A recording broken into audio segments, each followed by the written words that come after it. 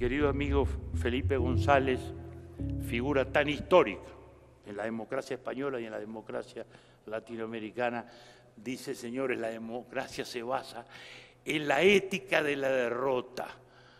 La democracia se basa en la ética de la derrota, en que aquel que triunfa conquista el poder para ejercerlo adentro de la ley, y aquel que no ganó no debe ser el hombre de la revancha, sino sentir que su derrota es parte del ejercicio democrático, que deberá seguirlo buscando, y que la derrota en la democracia no es el inicio de una nueva guerra santa, ni la destrucción de lo anterior, del mismo modo que aquel que tiene la presidencia hoy, del mismo modo que aquel que tiene la presidencia hoy no se la ha dado para que se dedique a cuestionar al anterior, a destruir todo lo bueno o lo malo que haya hecho el anterior, sino para administrar el presente y construir hacia el futuro. Ambas cosas son profundamente destructivas. El que no sabe administrar su derrota electoral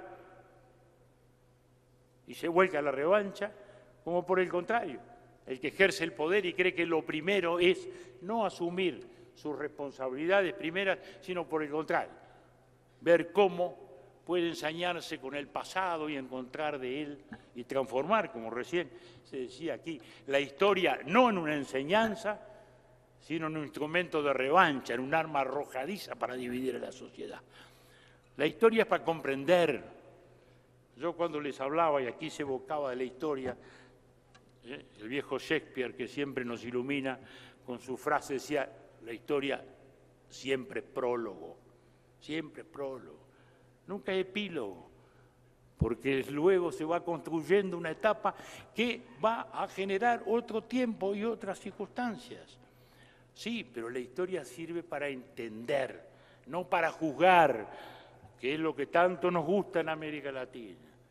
Y juzgamos desde Colón, empezamos por juzgar a Colón y seguimos juzgando, y no se trata de juzgar, se trata de entender lo que cada tiempo histórico hizo,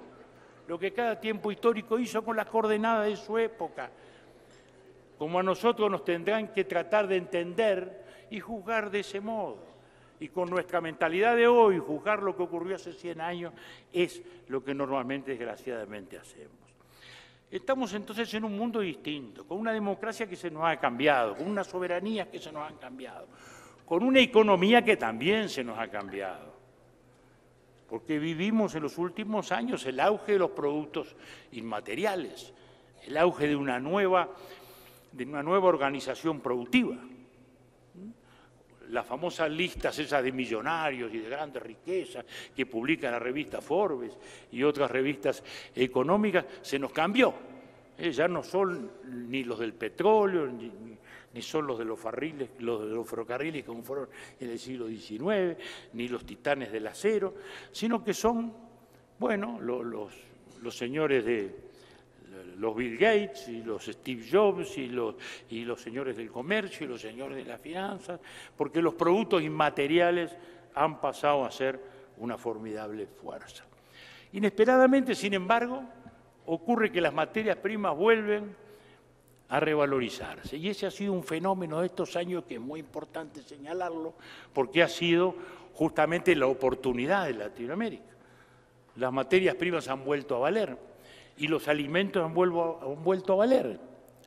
Y ello ha sido una consecuencia de este cambio en la geopolítica del mundo, porque la incorporación de China al liderazgo mundial ha cambiado precisamente la situación, y 80 o 90 millones de chinos que se incorporan al consumo cada año, sumado a todo lo que es la revolución del Asia, ¿no? El propio Vietnam, ¿no?, que ha recibido a expresidentes norteamericanos y que hoy está incorporado también a la economía de mercado, después de ser el epicentro dramático de la Guerra Fría.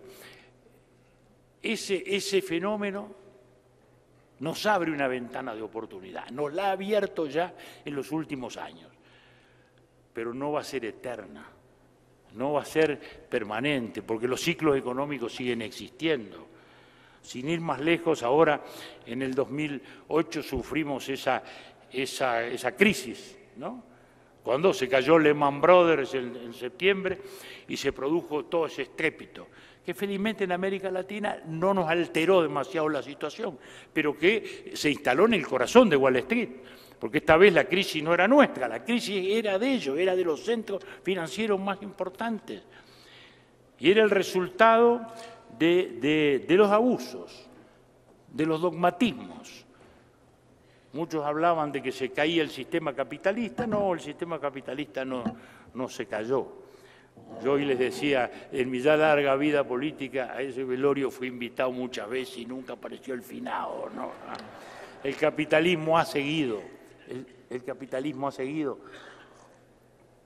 Schumpeter dice que la esencia del capitalismo, el motor del capitalismo, es la creación destructiva. Es decir, ese fenómeno virtual del cual el más eficiente va sustituyendo al anterior y de ese proceso dialéctico de lucha, competencia y creación va generándose y regenerándose permanentemente. Pero ese capitalismo también cayó en un fundamentalismo y eso sí fue lo que se cayó.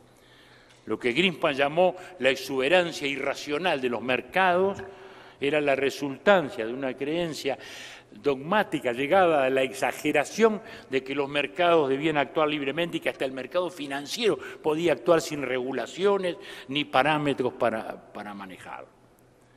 Del mismo modo que antes habíamos abrevado en el fundamentalismo del Estado, creyendo que el Estado no iba a resolver todos los problemas, habíamos caído en otro fundamentalismo. Y esto sí es lo que se cayó. No se cayeron las ideas, se cayeron las exageraciones, los fanatismos, las concepciones dogmáticas. Eso es lo que se cayó. Y eso es lo que nos obliga hoy a repensar y entender que con materias primas solo hacia el futuro no vamos a tener las perspectivas que buscamos y que tenemos que tratar de incorporarle cada vez más tecnología y más innovación a esos mismos productos, sean materias primas minerales o sean alimentos. Ya hoy los alimentos no son lo que fueron. Ya nosotros no podemos exportar la carne como la exportábamos antes, la media res en un gancho. No, ahora tenemos que exportar cortes y esos cortes tienen que ir acompañados de un currículum, porque hoy los novillos tienen currículum. Y los novillos y los compradores nos exigen eso que llaman trazabilidad, que es el currículum. Es decir, un bife de lomo que vendemos tiene que ir con la historia del novillo al que pertenece, dónde nació, qué comió, qué vacuna se le dio. Bueno, y eso, que hace un tiempo parecía ridículo, hoy es así, pero ese es el modo de entrar en los grandes mercados de calidad. Y esas son las cosas en las que tenemos que meternos la cabeza y aprovechar este momento para hacer eso. Porque la producción ha cambiado también, y la sociedad también se nos ha cambiado. Y no se trata de discutir con ella, sino de asumir los procesos sociales como son. La familia ha cambiado, hoy se la invocaba aquí, y realmente la familia se ha cambiado, la familia se ha debilitado, no aquí en el mundo. Fíjense ustedes, España, un país de tanta tradición católica, por ejemplo, hoy hay más divorcios que matrimonios y dentro de poco no va a ser así porque la tasa de matrimonialidad viene cayendo a altísimas velocidades y por supuesto nacen muchos más niños fuera de matrimonio que adentro de un matrimonio legal. Entonces es un hecho que nos está obligando a repensar muchas cosas. Y eso es a veces por una razón cultural simplemente, otras veces también, desgraciadamente, y eso se ve en las zonas pobres de nuestros países, esa familia monoparental que es normalmente una mujer con 1, 2 o 3 niños de padres diversos, ausentes, alejados y que a veces ni se conocen y que tanto nos desafían como necesidad. Y ahí es donde vamos al tema esencial que nos domina, el fenómeno de la pobreza, que también tiene hoy una naturaleza distinta.